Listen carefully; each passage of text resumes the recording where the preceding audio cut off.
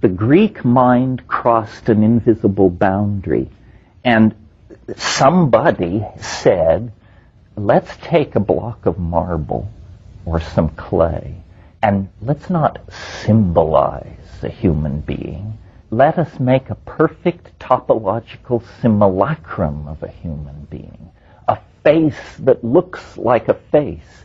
Flesh that looks like flesh.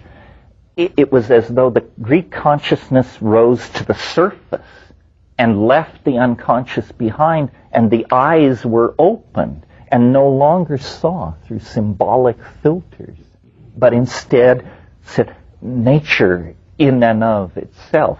This is the foundation for science and art as we know it. So the novelty then was largely in the hands, and largely, I'm rushing here, exceptions are obvious, in the hands of what we call the Greco-Roman mind.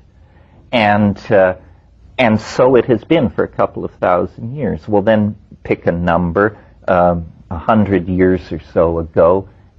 It further contracted the novelty. It further contracted itself into the high-tech industrial democracies. And now it has further retracted. One of the problems we're having in our society is there's a bifurcation going on in society.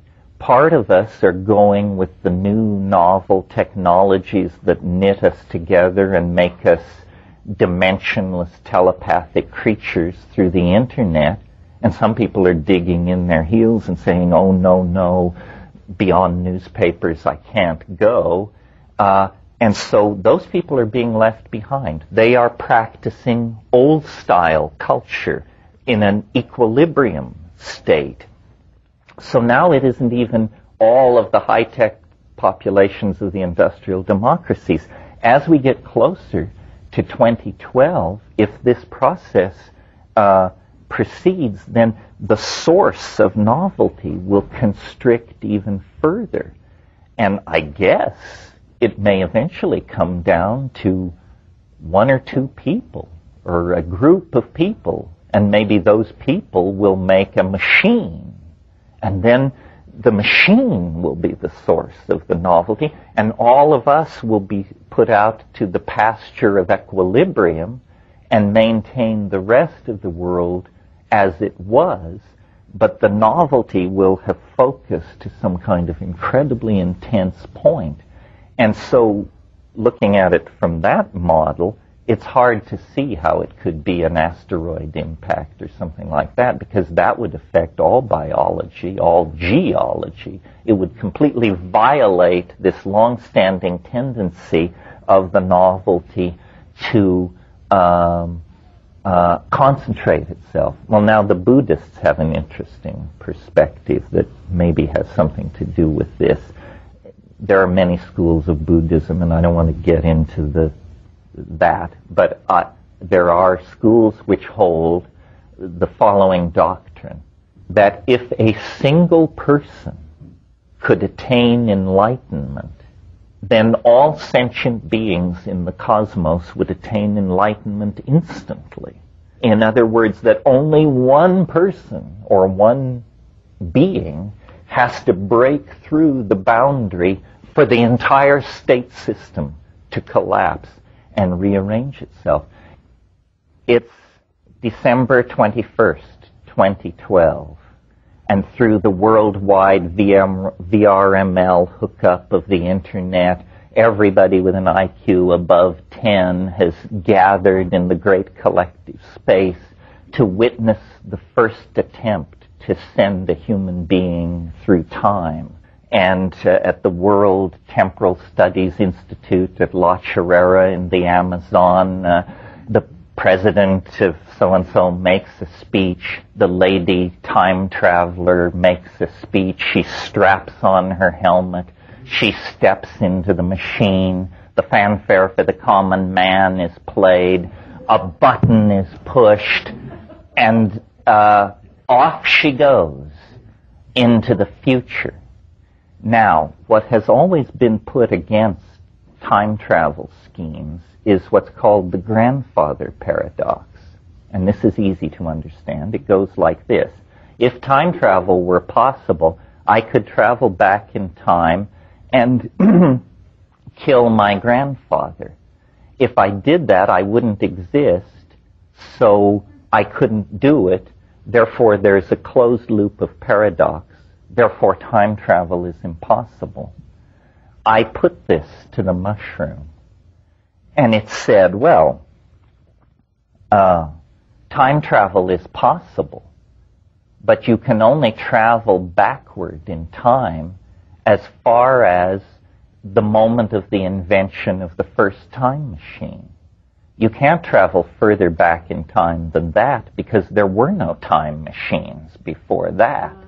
So it's a kind of barrier.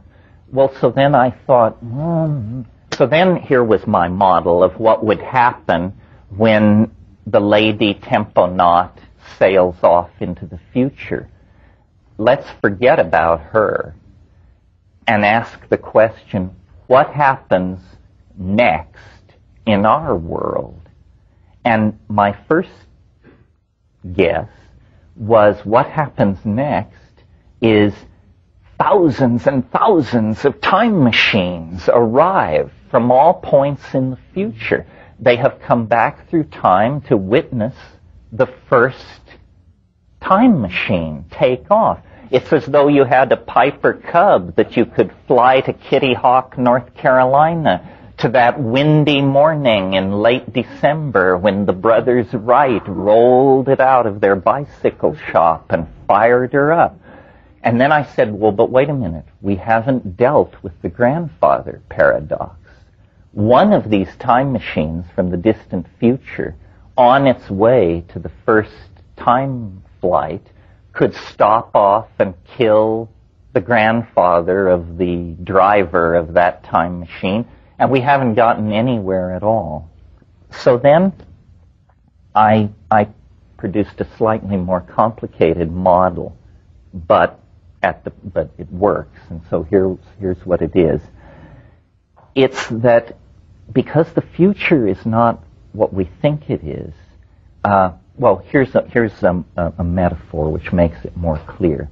In this world that we're living in right now, we have people such as Bill Gates and his research and development teams, and we have people such as the upriver people in London that I spent time with, bare-assed people living at a very minimal cultural level. Gates and his people and this Amazon tribe occupy the same planet and the same moment in history. But who is influencing who? Very few people in the world are taking up the Amazonian lifestyle or point of view. Millions and millions of people are going Gates' direction, and more will. So what I concluded from that is that advanced states of culture tend to squeeze out or mitigate less advanced states of culture. Now let's return to the time flight.